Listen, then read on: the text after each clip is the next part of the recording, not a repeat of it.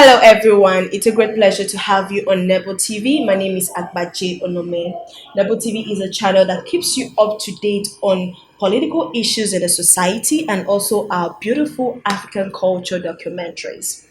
So, today we are going to be talking on a very interesting part of African countries. We're going to be talking on different technological development in various African countries. We're starting off with Rwanda.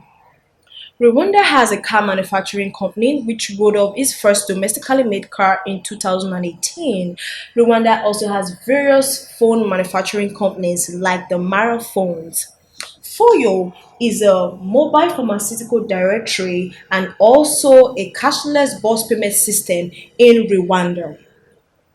Another interesting fact about Rwanda is Rwanda government also signed an agreement with Japan International Agency as well as their Aerospace International Agency on satellite project.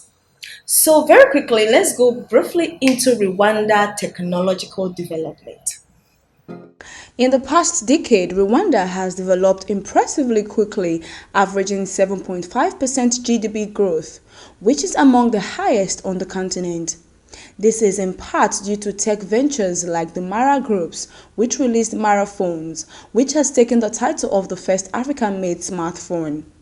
Other smartphones have been made in Africa before, but Mara Phones are the first to manufacture all of its components in Africa.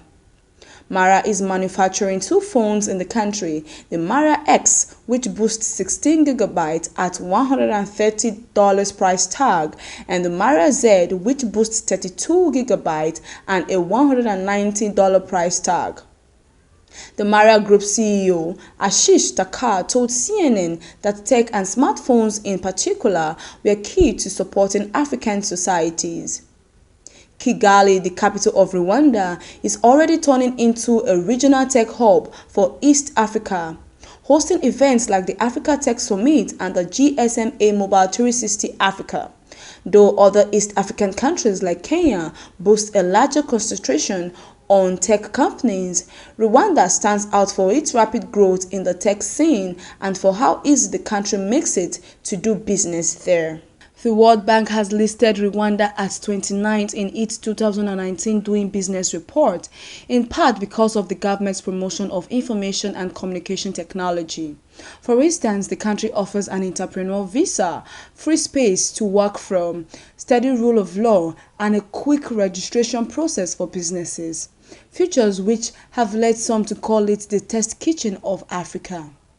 Turning Rwanda into a high-tech hub, however, depends quite a bit on having the appropriate infrastructure and resources.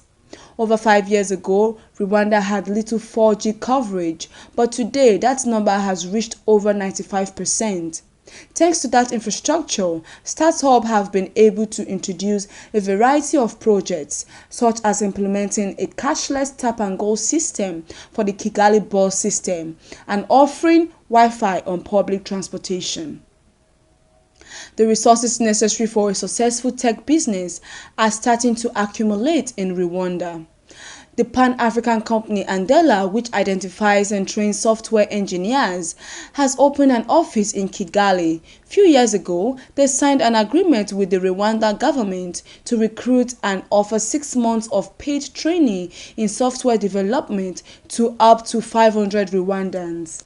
Rwanda has also partnered with China's Alibaba to establish Africa's first electronic world trade platform, which provides Rwanda enterprises with cloud computing and mobile payment services to enable local companies to sell their products and services outside of Rwanda.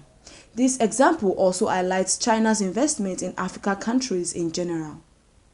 Rwanda is becoming a hub of tech activity with its recently launched innovation hub, Fab Lab, a space for members to turn tech ideas into products.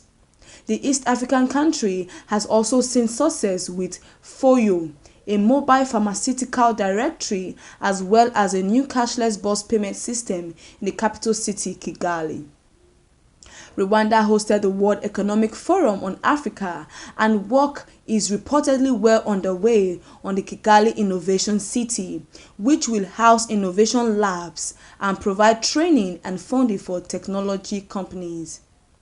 This rapid development was underpinned in 2000 by the launch of Vision 2020, when the country was linked to an international network of global wireless networks in a campaign that aimed to transform the country into a knowledge-based middle-income country.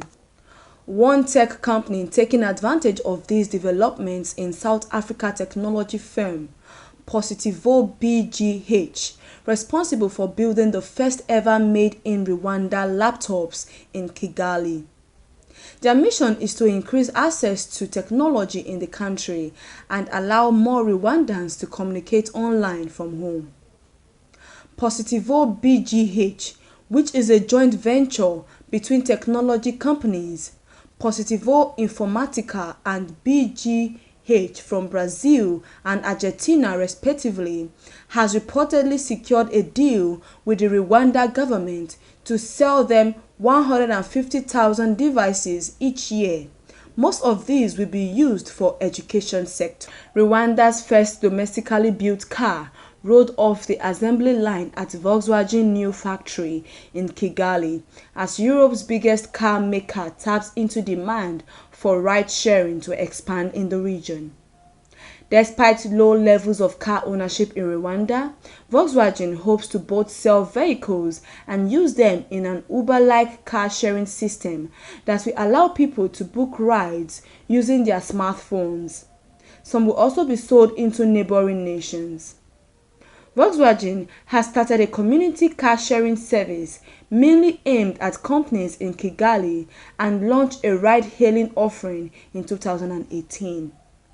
Volkswagen also began offering rides on-demand hailing service around Kigali in 2018 with 14,000 downloads of the Move Ride app so far.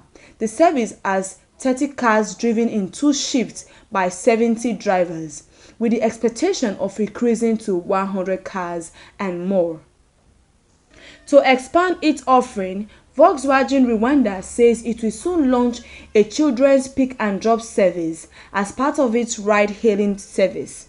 This will also establish a service dubbed that allows customers to rent a car and return it to one of 6 to 10 stations of choice in Kigali. The package could eventually allow locals and travelers to drive outside Kigali to tourist hotspots like Lake Kivu. The carmaker will also introduce 50 electric cars in its ride-hailing business as part of a broader shift towards getting rid of gas-powered vehicles. As Rwanda experienced rapid growth, it has also positioned itself as a business and technology center. Move Rwanda's app, for instance, was developed by local software firm Osomity. Volkswagen says it wants to align with that national push for innovation and to eventually make their products cashless. Rwanda made a significant step in 2019 when it announced collaborations with major satellite players, one of which saw the launch of 6 satellites in the constellation by OneWeb, which the country is expected to benefit from. The government also entered a partnership with Japan International Cooperation Agency and the Japan Aerospace Exploration Agency on another satellite project. The Rwaswat-1 was built by Rwanda engineers and Japanese engineer, something that was hailed as a big deal to the country as the partnership is allowing knowledge transfer to locals. Rwanda is now among the club of a few African countries that have successfully orbited satellites, including Algeria, Ethiopia, Kenya, Zimbabwe, South Africa, Morocco, Egypt, Ghana, and Nigeria. 2019 was yet another year that Rwanda increased technology centers thanks to the growing partnership between the government and development partners. 2 new centers stood out this year 2020. The Digital Transformation Center and the Center for Audio-Visual Technology were unveiled in Kigali, opening doors for more entrepreneurs and innovators. Mid-2019, Rwanda Development Board, in partnership with Korea International Cooperation Agency, unveiled the Innovation Center that would focus on audio-visual technology. Thank you everyone. That's the end of technology in Rwanda. Hope to see you next time with more African countries. God bless you and God bless Nigeria.